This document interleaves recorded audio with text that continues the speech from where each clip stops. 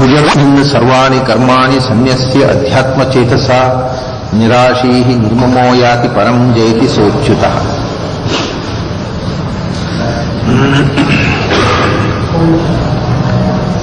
ಮಾಧ್ಯಾತ್ಮಿಕದ ವಿಧಿಯನ್ನ ಆಚಾರ್ಯರು ಒಂದೇ ಒಂದು ಶ್ಲೋಕದಲ್ಲಿ ಹೇಳಿ ಮುಗಿಸಿದ್ದನ್ನು ನಿನ್ನೆ ನಾವು ನೋಡಿದ್ದೆವು. ಸ್ನಾತ್ವಾ ಸಂಪೂಜೆಯದ್ ವಿಷ್ಣು ವೇದತಂತ್ರೋಕ್ತ ಮಾರ್ಗತಃ ವೈಶ್ವದೇವಂ ಬಲಿಂಚೈವ ಕಾರ್ಯಂ ನಿತ್ಯಂ ತದರ್ಪಣಂ ಅಂತ.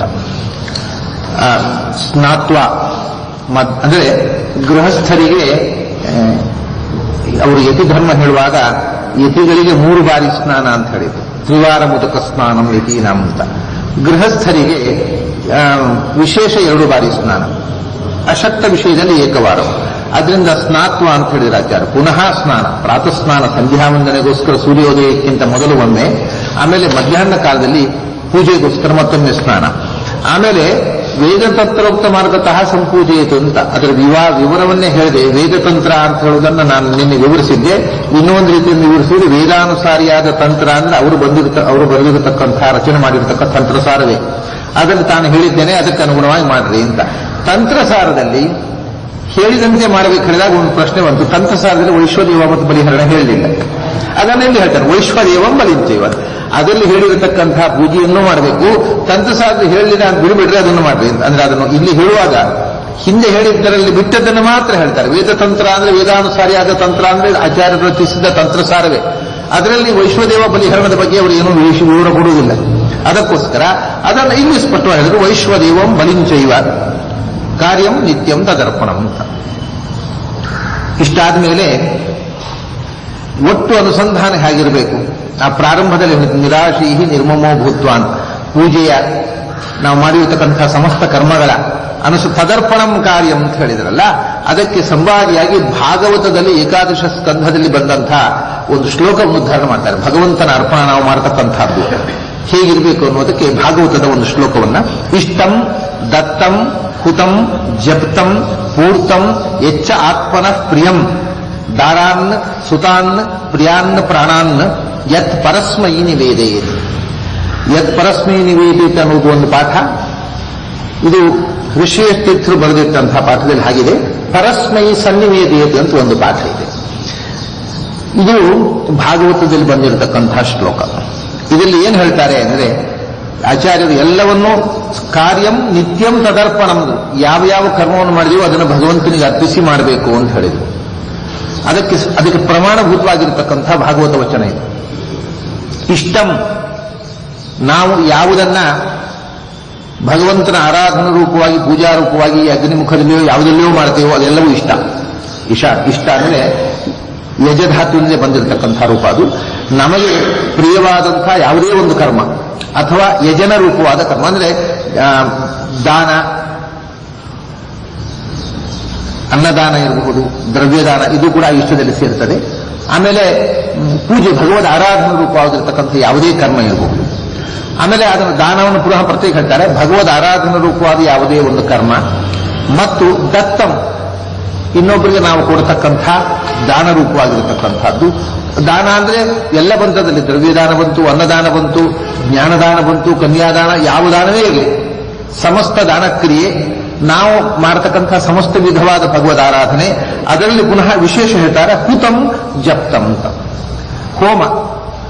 ಹೋಮದ ಅಗ್ನಿಮುಖವಾಗಿ ಮಾಡತಕ್ಕಂಥ ಆರಾಧನೆ. ಆಮೇಲೆ ಜಪ್ತಂ, ಜಪ ಅಗ್ನಿಮುಖವಾದ, ಇದು ಜ್ಞಾನಯಜ್ಞ, ಜಪಯಜ್ಞ ಅಂತ ಹೇಳ್ತಾರೆ. ಗೀತೆಯಲ್ಲಿ ಸ್ವಾಧ್ಯಾಯ ಜ್ಞಾನಯಜ್ಞ, ಜಪಯಜ್ಞ, ಆಮೇಲೆ ದ್ರವ್ಯಯಜ್ಞ ಅಂತ ಏನು ಹೇಳ್ತಾರೆ. ಅದರಲ್ಲಿ ಹುತಂ ಅಂದರೆ ದ್ರವ್ಯಯಜ್ಞ, ಆಹುತಿಯನ್ನ ಅಗ್ನಿಯಲ್ಲಿ ಹಾಕಿ ಪ್ರಕ್ಷೇಪ ಮಾಡಿ ಮಾಡತಕ್ಕಂಥ ಯಜ್ಞ. ಆಮೇಲೆ ಜಪ್ತಂ ಅಂದರೆ ಜಪಯಜ್ಞ, ಯಾವುದೇ ಮಂತ್ರಗಳನ್ನು ಜಪಿಸುವಂತಹದ್ದು. ಆಮೇಲೆ ಪೂರ್ತಂ, ಜಪಯಜ್ಞ ಸೇರಿದ್ರು ಸ್ವಾಧ್ಯಾಯ, ವೇದಾಧ್ಯಯನವೂ ಜಪವೇ. ಆಮೇಲೆ ಕೊನೆಯ ಪೂರ್ತಂ ಅಂತ ಹೇಳ್ತಾರೆ. ಪೂರ್ತಂ ಅಂದರೆ ಸಮಾಜದ ಪೂರ್ತಿಗೋಸ್ಕರ, ಸಮಾಜದ ಸ್ವಾಸ್ಥ್ಯಕ್ಕೋಸ್ಕರ ನಾವು ಮಾಡತಕ್ಕಂಥ ಸಾಮಾಜಿಕ ಕ್ರಿಯೆಗಳು. ಇವೆಲ್ಲ ಇಷ್ಟಂ ದತ್ತಂ ಹುತಂ ಜಪ್ತಂ, ಇದು ನಮ್ಮ ವೈಯಕ್ತಿಕವಾಗಿರತಕ್ಕಂಥ ಸಾಧನೆ. ಅದರಲ್ಲಿ ಸಮಾಜದ ಸ್ವಾಸ್ಥ್ಯಕ್ಕೋಸ್ಕರ ಮಾಡತಕ್ಕಂಥದ್ದನ್ನ ಪೂರ್ತ ಅಂತ ಹೇಳ್ತಾರೆ. ಪೂರ್ತ ಅಂದರೆ ದೇವಾಲಯಗಳನ್ನು ಕಟ್ಟಿಸುವುದು, ಧರ್ಮಛತ್ರಗಳನ್ನು ಕಟ್ಟಿಸುವುದು, ಕೆರೆ ಬಾವಿಗಳನ್ನು ಕಟ್ಟಿಸುವುದು, ಅಂತ ಸಾಮಾಜಿಕ ಸೇವೆ. ನಾವೇನು ಇವತ್ತು ಯಾವುದನ್ನ ಸೋಷಿಯಲ್ ಸರ್ವಿಸ್ ಅಂತ ಹೇಳ್ತೇವೆ, ಸಮಾಜಕ್ಕೋಸ್ಕರ ಮಾಡತಕ್ಕಂಥ ಸೇವೆ, ಅದನ್ನ ಹಿಂದಿನ ಶಾಸ್ತ್ರಕಾರರು ಪೂರ್ತ ಅಂತ ಹೇಳ್ತಿದ್ರು. ಇದು ಇಷ್ಟ ಮತ್ತು ಪೂರ್ತ. ಇಷ್ಟ ಅಂದ್ರೆ ನಮ್ಮ ಸಾಧನೆಗೋಸ್ಕರ ನಾವು ಮಾಡತಕ್ಕಂಥದ್ದು, ಪೂರ್ತ ಅಂದ್ರೆ ಸಮಾಜದ ಕ್ಷೇಮಕ್ಕೋಸ್ಕರ ಮಾಡತಕ್ಕಂಥದ್ದು. ಒಬ್ಬ ಮನುಷ್ಯನಾದವ ಸಾಮಾಜಿಕವಾಗಿ ಬೆಳೆಯತಕ್ಕಂಥ ವ್ಯಕ್ತಿ ಇದು ಎರಡೂ ಅಗತ್ಯ ಅಂತ. ಇಷ್ಟ ಮತ್ತು ಪೂರ್ತ ಅಂದ್ರೆ ತನ್ನ ಉದ್ಧಾರಕ್ಕೋಸ್ಕರ ಅವನು ಕೆಲವು ಕರ್ಮಗಳನ್ನು ಮಾಡಬೇಕು, ಆಮೇಲೆ ತಾನು ಯಾವ ಸಮಾಜದಲ್ಲಿ ಇದ್ದೇನೋ ಆ ಸಮಾಜದ ಹಿತಕ್ಕೋಸ್ಕರ ಅವನಿಂದ ಸಾಧ್ಯವಾದಷ್ಟು ಸಾಮಾಜಿಕ ಸೇವೆಯನ್ನು ಮಾಡಬೇಕು. ಹೀಗೆ ಅದನ್ನ ಪೂರ್ತ ಅಂತ ಅಂದ್ರೆ ಸಮಾಜದ ಪೂರ್ಣೆಗೋಸ್ಕರ, ಸಮಾಜದ ಪೂರ್ಣತ್ವಕ್ಕೋಸ್ಕರ, ಪರ್ಫೆಕ್ಷನ್ಗೋಸ್ಕರ ಮಾಡತಕ್ಕಂಥ ಸಾಮಾಜಿಕ ಸರ್ವಿಸ್ಗಳು. ಇಷ್ಟಂ ದತ್ತಂ ಹುತಂ ಜಪ್ತಂ ಪೂರ್ತಂ, ಇದರಲ್ಲಿ ಭಗವಂತನ ಆರಾಧನೆ, ದಾನ, ಅಗ್ನಿಮುಖದಲ್ಲಿ ಆಹುತಿ, ಮಂತ್ರ ಜಪ, ಆಮೇಲೆ ಸಾಮಾಜಿಕವಾಗಿರತಕ್ಕಂಥ ಧರ್ಮ ಕಾರ್ಯಗಳು. ಇಷ್ಟೇ ಅಲ್ಲ, ಒಟ್ಟಿಗೆ ಇದಕ್ಕೆ ಇಲ್ಲಿ ಹೇಳದ್ದು ಎಚ್ಚ ಆತ್ಮನ ಪ್ರಿಯಂ, ನಮಗೆ ಇಷ್ಟವಾದ ಏನೇನು ಕ್ರಿಯೆ ಇದೆ ಇದಿಷ್ಟು ಒಂದು ಹೇಳಿದರು. ಇನ್ನು ಉಳಿದದ್ದು ನಮಗೆ ಪ್ರಿಯವಾಗಿರ್ತಕ್ಕ ನಾವು ಜೀವನದಲ್ಲಿ ಮಾಡತಕ್ಕಂಥ ಲೌಕಿಕ ಕ್ರಿಯೆ ಇರಬಹುದು. ಅಂದ್ರೆ ಹೆಚ್ಚು ಆತ್ಮದಿಂದ ನಮಗೆ ಇಷ್ಟವಾದದ್ದು ಯಾವುದೋ ಒಂದು ನಾವು ವಾಕಿಂಗ್ಗೆ ಹೋಗ್ತೇವೆ ಸಂಜೆ ಹೊತ್ತು, ಅಥವಾ ಯಾವುದೋ ಒಂದು ತಿಂಡಿ ಮಾಡಿ ತಿಂತೇವೆ, ಅದೆಲ್ಲ ಇಲ್ಲಿ ಬರಲಿಲ್ಲ ನೋಡಿ. ಅದಕ್ಕೆ ನಮಗೆ ಪ್ರಿಯವಾದ ನಮ್ಮ ಖಯಾಲಿಗೆ ಅಂತ ನಾವು ಮಾಡತಕ್ಕಂಥದ್ದು, ನಾವು ಮಾಡತಕ್ಕಂಥ ಭೋಗಗಳು, ಕಣ್ಣಿನಿಂದ ನೋಡುವ ರೂಪ, ಕಿವಿಯಿಂದ ಕೇಳುವ ಶಬ್ದ, ಮೂಗಿನಿಂದ ನಾವು ಮೂಸಿ ಪಡೆಯತಕ್ಕಂಥ ಗಂಧದ ಸೊಬಗು, ನಾಲಿಗೆಯಿಂದ ನೋಡುವ ರುಚಿ, ಆಡುವ ಮಾತುಗಳು, ನಾವು ಈ ಜೀವನದಲ್ಲಿ ಅನುಭವಿಸ್ತಕ್ಕ ಎಲ್ಲ ಬಗೆಯ ಭೋಗಗಳು, ಯಾವುದ್ಯಾವುದು ನಮಗೆ ಇಷ್ಟ ಭೋಗಗಳು, ಅದು ಎಲ್ಲವನ್ನೂ ಕೂಡ ಪರಸ್ಮೈ ಸನ್ನಿವೇದಬೇಕು, ಭಗವಂತನಿಗೆ ಅರ್ಪಿಸಬೇಕು. ಅಂದ್ರೆ ಭಗವಂತನಿಗೆ ಅರ್ಪಿಸುವುದು ಅಂದ್ರೆ ಹಿಂದೆ ಹೇಳಿದೆ, ಈ ಭೋಗ ನನ್ನೊಳಗಿದ್ದು ಭಗವಂತನೇ ಮಾಡ್ತಾ ಇದ್ದಾನೆ, ಇದರ ನಿಜವಾದ ಆನಂದ ಭಗವಂತನದ್ದು, ಅವನು ನನಗೂ ಅದರಿಂದ ಆನಂದದ ತುಣುಕನ್ನು ಕೊಡ್ತಾ ಇದ್ದಾನೆ, ಈ ಒಳಗಿರತಕ್ಕ ಬಿಂದು ರೂಪಿಗೆ ಇದು ಪೂಜಾ ರೂಪವಾಗಿ ನಡೆಯಲಿ ಅಂತ ಅನುಸಂಧಾನ ಮಾಡಿಕೊಂಡು ಪ್ರತಿಯೊಂದು ಕ್ರಿಯೆಯನ್ನು ಮಾಡಬೇಕು. ಕ್ರಿಯೆಯನ್ನು ಅಷ್ಟೇ ಅಲ್ಲ, ದಾರಾನ್ನ ಸುತಾನ್ನ ಪ್ರಿಯಾನ್ನ ಪ್ರಾಣಾನ್ನ ಯತ್ ಪರಸ್ಮೈ ನಿವೇದೇತ, ತನ್ನ ಪರಿವಾರವನ್ನೆಲ್ಲ ಭಗವಂತನ ಪರಿವಾರ ಅಂತ ತಿಳ್ಕೋಬೇಕು ಅಂತ. ದಾರಾನ್ ಅಂದ್ರೆ ಹೆಂಡತಿಯನ್ನು ಅಂತ ಅರ್ಥ, ಬಹುವಚನ, ಅದು ಸಂಸ್ಕೃತಿಯಲ್ಲಿ ಶಬ್ದ ಸ್ವಭಾವ. ದಾರಾಹ ಅಂತ ಬಹುವಚನವನ್ನು ಪ್ರಯೋಗ ಮಾಡ್ತಾರೆ ದಾರ ಶಬ್ದದಲ್ಲಿ. ಯಾಕೆಂದ್ರೆ ಅವಳು ಎಲ್ಲ ಬಹು ವ್ಯಕ್ತಿಯ ಕೆಲಸವನ್ನು ಒಬ್ಬಳು ಮಾಡ್ತಾಳೆ. ಅವಳು ಗೃಹಿಣಿಯಾಗಿ ಮನೆ ವಾರ್ತೆಯನ್ನು ನೋಡಿಕೊಳ್ತಾಳೆ, ಆಮೇಲೆ ಸಚಿವಳಾಗಿ ಸಲಹೆಗಳನ್ನು ಕೊಡ್ತಾಳೆ, ಗೆಳತಿಯಾಗಿ ನೆರವು ನೀಡುತ್ತಾಳೆ, ಶಿಷ್ಯೆಯಾಗಿ ಅವನಲ್ಲಿ ಅನೇಕ ವಿಷಯಗಳನ್ನು ಕಲಿತಾಳೆ. ಹಾಗೆ ಒಂದು ಹೆಣ್ಣಿನಲ್ಲಿ, ಒಬ್ಬ ಗೃಹಿಣಿಯಲ್ಲಿ ಅನೇಕ ವಿಧದ ಮುಖಗಳಿರುವುದರಿಂದ ಆಕೆಯನ್ನ ಬಹುವಚನದಲ್ಲಿ ಪ್ರಯೋಗ ಮಾಡುತ್ತಾರೆ ಅಂತ ಒಂದು ದಾರಾಹ ಅಂತ ಬಹುವಚನವಿದೆ. ಈ ಒಂದು ಶಬ್ದದಲ್ಲಿ ಮಾತ್ರ, ಎಲ್ಲದಲ್ಲೆಲ್ಲ ಕೆಲವು ಶಬ್ದಗಳಲ್ಲಿ ಕೆಲವು ಮುಖಗಳನ್ನು ಹೇಳ್ತಾರೆ. ಹಾಗೆ ದಾರಾನ್ ಅಂದ್ರೆ ಪತ್ನಿಯನ್ನು ಅಂತ ಅರ್ಥ, ಪತ್ನಿಯರನ್ನು ಅಂತ ಅನುವಾದ ಮಾಡಬಾರ್ದು. ನಮಗೆ ದಾರಾ ಅನ್ನೋದು ಬಹುವಚನ, ಅದಕ್ಕೆ ಹೆಂಡಂದಿರನ್ನು ಅಂತ ಅನುವಾದ ಮಾಡಬಾರ್ದು, ಪತ್ನಿಯನ್ನು ಅಂತ ಇಷ್ಟೇ ಅನುವಾದ.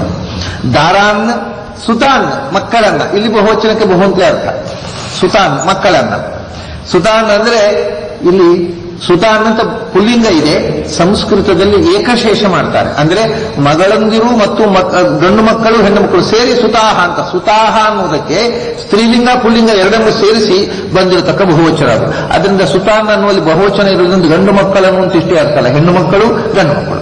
ಆಮೇಲೆ ಇದೆಲ್ಲ ಆಯ್ತು. ಪ್ರಿಯಾನ್ ನಮ್ಮ ಹೆಂಡತಿ ಮಕ್ಕಳು ಅಲ್ಲದೆ ಯಾರು ನಮಗೆ ಆತ್ಮೀಯರು ಅಂತಿದ್ದಾರೆ, ನಮ್ಮ ಸ್ನೇಹಿತರು, ಬಂಧು ಬಳಗದವರು, ಅವರು. ಅದಕ್ಕಿಂತ ಎಲ್ಲಕ್ಕಿಂತ ಮುಖ್ಯವಾಗಿ ಎಲ್ಲಕ್ಕಿಂತ ಹೆಚ್ಚು ಪ್ರಿಯವಾದ ಯಾವುದು ನಮಗೆ? ನಾವೇ. ಪ್ರಿಯಾನ್ನ ಪ್ರಾಣ, ನಾವು ಬದುಕಬೇಕು, ಇನ್ನಷ್ಟು ಕಾಲ ಬದುಕಬೇಕು ಅಂತ. ನಮ್ಮ ಬದುಕೇ ನಮಗೆ ಎಲ್ಲಕ್ಕಿಂತ ಹೆಚ್ಚು ಪ್ರಿಯ. ಇವರೆಲ್ಲ ಅದಕ್ಕೋಸ್ಕರ ಇರೋದು. ಪ್ರಿಯಾನ್ನ ಪ್ರಾಣಾನ್ನ, ಎಲ್ಲಕ್ಕಿಂತ ಹೆಚ್ಚು ಪ್ರಿಯವಾದ ನಮ್ಮ ಪ್ರಾಣವೇ.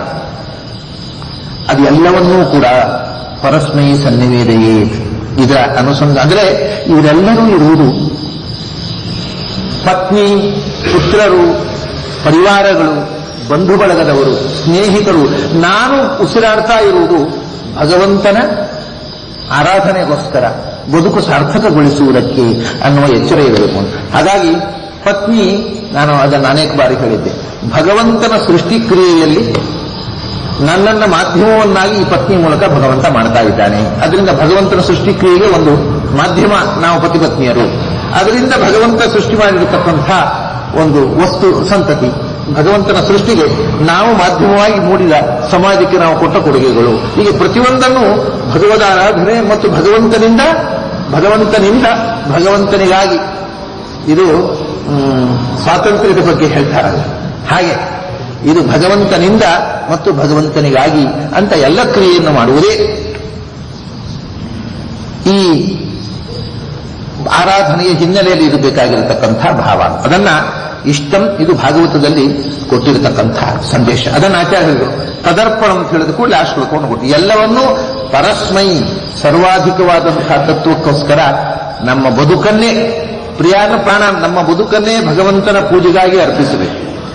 ಅದಕ್ಕೋಸ್ಕರ ನಮ್ಮ ಬದುಕಿನಲ್ಲಿ ನಮಗೆ ಸಂಗಾತಿಗಳಾಗಿ ಒಡನಾಡಿಗಳಾಗಿ ಬಂದಿರತಕ್ಕಂಥ ಸ್ತ್ರೀಯರನ್ನು, ಪತ್ನಿಯನ್ನು, ಪುತ್ರರನ್ನು, ಗಂಡು ಮಕ್ಕಳನ್ನ, ಹೆಣ್ಣುಮಕ್ಕಳನ್ನ, ಬಂಧು ಬಳಗದವರನ್ನ, ಸ್ನೇಹಿತರನ್ನ, ಎಲ್ಲರನ್ನೂ ಕೂಡ ಅವರೆಲ್ಲರೂ ನನ್ನ ಬದುಕು ಭಗವನ್ಮಯವಾಗುವುದಕ್ಕೆ ಸಹಕಾರಿಯಾಗಿ ಅವರು ಭಗವಂತನ ಪೂಜೆಗೆ ಪರಿವಾರಗಳು ಅನ್ನುವ ಅನುಸಂಧಾನದಿಂದ ಅವರನ್ನ ಪ್ರೀತಿಸಬೇಕು.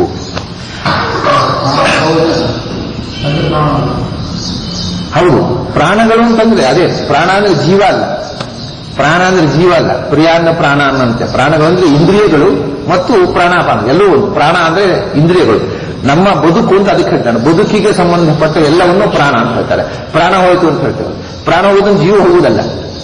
ಪ್ರಾಣದೇವರು ಒಂದು ಪ್ರಾಣಾಪಾನ ವ್ಯಾನೋದಾನ ಸಮಾನ ನಾಗಕೂರ್ಮ ಕರ್ಕಳ ದೇವದತ್ತ ಧನಂಜಯ 10 ಪ್ರಾಣಗಳು, 10 ಇಂದ್ರಿಯಗಳು. ಇದಿಷ್ಟು ಪ್ರಾಣ ಅನ್ನೋದು ಬಂತು. ಈ ನಮ್ಮ ಪ್ರಾಣಗಳು ನಮ್ಮ ಇಂದ್ರಿಯಗಳು. ಪ್ರಾಣಾಹ ಅಂದ್ರೆ ಇಂದ್ರಿಯಾಣಿ ಅಂತ ಅರ್ಥ. ಅದರಿಂದ ಪ್ರಾಣಸ್ಯ ಪ್ರಾಣಂ, ಇಂದ್ರಿಯಗಳಿಗೂ ಒಂದು ಪ್ರಧಾನ. ಅದರಿಂದ ಪ್ರಾಣದೇವರನ್ನು ಪ್ರಾಣ ಅಂತದಿಂದ ಇಂದ್ರಿಯ ಪ್ರಾಣಾಹ ಅಂತಂದ್ರೆ ಇಂದ್ರಿಯಗಳು ಅಂತ ಒಂದು ಅರ್ಥ. ಆಮೇಲೆ ಪಂಚಪ್ರಾಣಗಳು ಅಂತ ಅರ್ಥ, ಪ್ರಾಣದೇವರು ಅಂತ ಅರ್ಥ. ಇಲ್ಲಿ ಬಹುವಚನ ಇರೋದ್ರಿಂದ ನಮ್ಮ ಇಂದ್ರಿಯಗಳನ್ನು ನಾವು ಪ್ರೀತಿಸುವುದು ಯಾಕೆ? ಭಗವಂತನನ್ನ, ಈ ಕಣ್ಣನ್ನು ಯಾಕೆ ಪ್ರೀತಿಸಬೇಕು? ಕಣ್ಣಿರೋದ್ರಿಂದ ನಾವು ಭಗವಂತನ ಪ್ರತೀಕಗಳನ್ನು ನೋಡ್ಲಿಕ್ಕೆ ಸಾಧ್ಯ ಆಯಿತು. ಕಿವಿ ಇರೋದ್ರಿಂದ ಭಗವಂತನ ಮಹಿಮೆಯನ್ನು ಕೇಳುವುದು ಸಾಧ್ಯ ಆಯಿತು. ಮೂಗು ಇರೋದ್ರಿಂದ ಭಗವಂತನಿಗೆ ಸಮರ್ಪಿತವಾಗಿರತಕ್ಕಂಥ ಪುಷ್ಪದ ಗಂಧವನ್ನು ಆಘ್ರಾಣಿಸುವುದು ಸಾಧ್ಯವಾಯಿತು. ನಾಲಿಗೆ ಇರೋದ್ರಿಂದ ಭಗವಂತ ಪ್ರಸಾದವನ್ನು ನಾವು ಸವಿಯುವುದು ಸಾಧ್ಯವಾಯಿತು. ಬಾಯಿ ಇರುವುದರಿಂದ ಭಗವಂತನ ಬಗ್ಗೆ ಸ್ತೋತ್ರ ಮಾಡುವುದು ಸಾಧ್ಯವಾಯಿತು. ಹೀಗೆ ಕೈ ಕಾಲುಗಳಿರೋದ್ರಿಂದ ಭಗವಂತನ ಪ್ರದೇಶಕ್ಕೆ ಯಾತ್ರೆ ಮಾಡುವುದು, ನಾವು ಅವನ ಉದ್ದಂಡ ಶಿರಸ್ಸು, ಈ ಅಷ್ಟಾಂಗಗಳಿಂದ ಭಗವಂತನನ್ನ ನಾವು ಮಣಿಯುವುದು ಸಾಧ್ಯವಾಯಿತು. ಹೀಗೆ ಎಲ್ಲ ಇಂದ್ರಿಯಗಳನ್ನೂ ಭಗವಂತನಿಗೆ ಅರ್ಪಿಸುವುದು. ಪ್ರಾಣ ಅಂದ್ರೆ ಬರೇ ಪಂಚಪ್ರಾಣಗಳಷ್ಟೇ ಅಲ್ಲ, ಇಂದ್ರಿಯಗಳು, ಸಮಸ್ತ ಇಂದ್ರಿಯಗಳನ್ನು, ಸಮಸ್ತ ಪ್ರಾಣಗಳನ್ನು, ಇಡೀ ಬದುಕನ್ನ ಮತ್ತು ಎಲ್ಲ ಪರಿವಾರವನ್ನ, ಹೀಗೆ ಬದುಕನ್ನ ಭಗವನ್ಮಯ ಮಾಡು ಇರತಕ್ಕಂಥ ಇದರಲ್ಲಿ ಪರಿವಾರವನ್ನು ಕೂಡ ಈಗ ನಮ್ಮ ಸ್ವಾರ್ಥಕ್ಕೋಸ್ಕರ ನಾವು ಪತ್ನಿ ಪುತ್ರರನ್ನು ಪ್ರೀತಿಸ್ತೇವೆ ಎಂದಾಗ ನಮ್ಮ ಸ್ವಾರ್ಥಕ್ಕೆ ಅದು ತೊಂದರೆ ಆದಾಗ ದ್ವೇಷಕ್ಕೆ ಕಾರಣವಾಗುತ್ತೆ. ಯಾವುದೋ ಒಂದು ಸ್ವಾರ್ಥ ನಮಗೆ ಈಡೇರದೇ ಇದ್ದಾಗ ನಮ್ಮ ಮಕ್ಕಳನ್ನ, ನಮ್ಮ ಬಳಗದವರನ್ನೇ ನಾವು ದ್ವೇಷಿಸಿ, ಯಾಕೆಂದ್ರೆ ನಾವು ಬಯಸಿದ್ದಾಗಲಿಲ್ಲ. ಏನೋ ಒಂದು ನಮ್ಮ ಮಕ್ಕಳು ಹೀಗಿರಬೇಕು ಅಂತ ಬಯಸಿದೆವು, ಹಾಗೆ ಯಾವಿಲ್ಲ ಅಂದ ತಕ್ಷಣ ಮಕ್ಕಳ ಮೇಲೆ ದ್ವೇಷ. ತಾನು ಏನೋ ಒಂದು ನಿರೀಕ್ಷೆ ಮಾಡ್ತಾನೆ ತನ್ನ ಪತ್ನಿಯಿಂದ, ಅದು ಆಕೆಯಿಂದ ಈಡೇರಲಿಲ್ಲ ಅಂದ್ರೆ ಪತ್ನಿಯಿಂದ ದ್ವೇಷ ಮಾಡ್ತಾನೆ. ಆದರೆ ಇಲ್ಲಿ ಏನು ಅಂದ್ರೆ, ಇಲ್ಲಿ ತನ್ನ ಯಾವುದೇ ಈಡೇರಿಕೆಗೋಸ್ಕರ ಪತ್ನಿ ಪುತ್ರ ಇರುವುದಲ್ಲ, ತನ್ನ ಸ್ವಾರ್ಥದ ಈಡೇರಿಕೆಗೋಸ್ಕರ ಇರುವುದಲ್ಲ. ಅವರು ತಾನು ಬದುಕಿನಲ್ಲಿ ಮಾಡತಕ್ಕ ಭಗವದ್ ಆರಾಧನೆಗೆ ಅವರು ಸಹಾಯಕರಾಗಿರ್ತಕ್ಕವರು, ಅವರು ಭಗವದ್ ಆರಾಧನೆ ಅಂಗಭೂತರು ಅಂತ ತಿಳ್ಕೊಂಡು ಬಿಟ್ರೆ ಅವರು ಭಗವತ್ ಪರಿವಾರ ಅಂತ. ನಾನು ಒಂದು ಭಗವಂತನ ಪರಿವಾರ, ನನ್ನ ಹಾಗೆ ಅವರು ಭಗವಂತನ ಪರಿವಾರ. ಭಗವಂತನ ಅವನ ಸೇವೆಗೋಸ್ಕರ ನನಗೆ ಒದಗಿಸಿದ ಪರಿವಾರ. ಈ ಭಾವನೆ ಇದ್ದರೆ ಅದನ್ನು ಹೆಚ್ಚು ಅರ್ಥಪೂರ್ಣವಾಗಿ ಪ್ರೀತಿಸುವುದು ಸಾಧ್ಯವಾಗುತ್ತೆ. ಪರಿವಾರವನ್ನ, ಬಂಧು ಬಳಗವನ್ನ, ಎಲ್ಲರೂ ಭಗವಂತನ ಪರಿವಾರ, ದೇವರ ಪರಿವಾರ ನಾವು ತಿಳ್ಕೊಂಡ್ಬಿಟ್ರೆ ಯಾರು ಯಾರನ್ನು ದ್ವೇಷಿಸುವುದು ಸಾಧ್ಯವಾಗುವುದಿಲ್ಲ. ಅದರಲ್ಲೂ ಕೆಲವು ಬರುವುದಿಲ್ಲ ಅಂತಲ್ಲ. ಯಾಕೆಂದ್ರೆ ಈ ಉದಾಹರಣೆಗೆ ದಂಪತಿಗಳಿರ್ತಾರೆ ಅಂತ, ಗಂಡ ಹೆಂಡತಿ ಇರ್ತಾರೆ. ಅದರಲ್ಲಿ ಯಾರೋ ಒಬ್ಬರಿಗೆ ದೇವರು ಆರಾಧನೆ ಆಸಕ್ತಿ, ಒಬ್ಬರಿಗೆ ಅದರ ಆಸಕ್ತಿ ಇಲ್ಲ. ಇವಾಗ ಗಂಡನಿಗೆ ಆಸಕ್ತಿ ಇದ್ದು ಹೆಂಡತಿ ಏನ್ ದೇವ್ರ ಪೂಜೆ ಇಡೀ ದಿವಸ ನಾನು ದೇವ್ರ ಪೂಜೆಗೆ ಹೂ ಕೊಡೋಲ್ಲ, ಸಮರ್ಪಣೆ ಇಡೋಲ್ಲ ಅಂತ ಹೇಳ್ಬೇಕು ಅಂತ ಇಟ್ಕೊಳ್ಳಿ. ಅಥವಾ ಹೆಂಡತಿಗೆ ದೇವರ ಮೇಲೆ ಬಹಳ ಭಕ್ತಿ, ಗಂಡನಿಗೆ ದೇವರು ಇವರು ಜನರು ಎಲ್ಲ ಅರ್ಥ ಇಲ್ಲ ಇದಕ್ಕೆ. ಅವನು ಸ್ವಲ್ಪ ತಾನು ವೈಜ್ಞಾನಿಕ ಅನ್ನೋ ಭ್ರಮೆಗೊಳಗಾದವ. ಹಾಗಾಗಿ ಈ ದೇವರು ಜನರು ಇದಕ್ಕೆಲ್ಲ ಅರ್ಥ ಇಲ್ಲ, ಮೂಢನಂಬಿಕೆ ಅಂತ ಅವನು ಜಗಳಾಡೋ, ಹೆಂಡತಿಯನ್ನು ದೇವಸ್ಥಾನಕ್ಕೆ ಹೋದು. ಹೀಗಾದಾಗ ಅವರು ಭಗವಂತ ಪರಿವಾರ ಅಂತ ಅನುಸಂಧಾನ ಮಾಡಿದರೂ ಕೂಡ ಕೆಲವು ತೊಂದರೆಗಳು ಬರ್ತಾರೆ. ಅದು ಬಿಟ್ಟರೆ ಅಂತಹ ಸಂದರ್ಭದಲ್ಲಿ ಪ್ರಾರಬ್ಧ ಕರ್ಮ ಅಂತ ಅದನ್ನೇ ತಿಳ್ಕೋಬೇಕು. ಇನ್ನು ಭಗವಂತ ಯಾವಾಗಲೂ ಒಂದೇನು ಗೊತ್ತಾ, ಆ ಬುದ್ಧಿ ಯಾಕೆ ಕೊಟ್ಟ ಭಗವಂತ? ನಾವು ದ್ವೇಷ ಮಾಡಿ ಬರೋದಿಲ್ಲ, ಇವಾಗ ಗಂಡನಿಗೆ ಬಹಳ ಆಸ್ತಿಕ್ಯ, ಹೆಂಡತಿಯದಲ್ಲಿ ವಿರೋಧಿಸ್ತಾಳೆ, ದೇವರ ಪೂಜೆಗೆ ವಿಘ್ನವೇ ಮಾಡೋದು. ರಾಮಾನುಜಾಚಾರ್ಯರಿಗೆ ಮಾಡಿದ್ರು. ರಾಮಾನುಜಾಚಾರ್ಯರಿಗೆ ಅವ್ರ ಹೆಂಡತಿ ಏನ್ ಮಾಡಿದ್ರು ವಿರೋಧ, ನಾನ್ ಕೋಆಪರೇಷನ್. ಅದು ಕಡೆಗೆ ಅವರು ಸನ್ಯಾಸ ಬಂದ್ಬಿಟ್ರು ಹೆಂಡತಿಂದ್ಬಿಟ್ಟು, ಯಾಕಂದ್ರೆ ಸಾಧ್ಯವೇ ಇಲ್ಲ ಕಾಂಪ್ರಮೈಸ್ ಮಾಡೋದು ಅಂತ. ಆಗ ಏನು ಅಂದ್ರೆ, ಆಗ ನೋಡಿ ಆಗಲೂ ಭಗವಂತನ ಆರಾಧನೆಗೆ ಪರಿವಾರ ಅಂತ ತಿಳ್ಕೋಬೇಕು. ಯಾಕೆಂದ್ರೆ ಇವರು ಭಗವಂತನ ಆರಾಧನೆಯನ್ನು ಇಡೀ ಜೀವನ ಮಾಡಿದ್ರು, ಸನ್ಯಾಸ ತಗೊಳ್ಳಿಗೆ ಅವಳೇ ಕಾರಣ ಆಗುತ್ತೆ. ವಿರೋಧ ಮಾಡುವ ಮೂಲಕ ಕೂಡ ಭಗವಂತೆ ಮಾಡಿದ್ದವಳು. ಹೀಗೆ ಅದನ್ನು ಭಗವನ್ಮಯವಾಗಿ ನೋಡಿದಾಗ ಪ್ರತಿಯೊಂದು ಕ್ರಿಯೆಗೆ ಆಕೆ ವಿರೋಧ ಮಾಡಿದಾಗ ಕೂಡ ಆ ಬುದ್ಧಿ ಭಗವಂತನೇ ಕೊಟ್ಟದ್ದಲ್ವ, ನಾನು ಯಾಕೆ ದೋಷ ಮಾಡಬೇಕು, ಏನೋ ಅವಳ ಪ್ರಾರಬ್ಧ ಅಥವಾ ಅವನ ಪ್ರಾರಬ್ಧ. ಹೀಗೆ ಅದರಲ್ಲಿ ಒಂದು ರೀತಿಯಿಂದ ಪ್ರತಿಯೊಂದು ಭಗವಂತನ ಇಚ್ಛೆಯಂತೆ ನಡೀತೆ ಅನ್ನೋದು, ನಾನು ಯಾಕೆ ದ್ವೇಷ ಮಾಡಬೇಕು, ನಾನು ಯಾಕೆ ಜಗಳ ಮಾಡಬೇಕು, ನಾನು ಯಾಕೆ ವೈರಸ್ಸೇ ಕಟ್ಟಿಕೊಳ್ಬೇಕು ಅನ್ನತಕ್ಕಂಥ ಭಾವನೆ ಬರುವುದು ಸಾಧ್ಯ ಇದೆ. ಹೀಗೆ ಬದುಕಿನ ಹಿನ್ನೆಲೆಯಲ್ಲಿ ಭಗವಂತನನ್ನ ನಾವು ಕಲ್ಪಿಸಿಕೊಂಡ್ರೆ ಆ ಭಗವಂತನ ಪರಿವಾರವಾಗಿ ಇಡೀ ಬದುಕು ಅವನ ಸೇವೆಯಾಗಿ ನಡೀತೆ, ಅವನ ಆರಾಧನೆಯಾಗಿ ಅವನ ಪೂಜೆಯಾಗಿ ನಡೀತೆ ಅಂತ ತಿಳ್ಕೊಂಡ್ಬಿಟ್ರೆ ಜೀವನದಲ್ಲಿ ವೈರಸ್ಯಕ್ಕೆ ಅವಕಾಶ ಇಲ್ಲ. ಅದು ಒಂಥರ ಆನಂದಮಯವಾಗಿ ಸಮರಸವಾಗಿ ಹೋಗುತ್ತೆ. ಇದು ಇಡೀ ಬದುಕಿನಲ್ಲಿ ಇರತಕ್ಕಂಥ ಆರಾಧನೆ. ಸಮಸ್ತವನ್ನೂ ಭಗವಂತನಿಗೆ ಅರ್ಪಿಸಬೇಕು.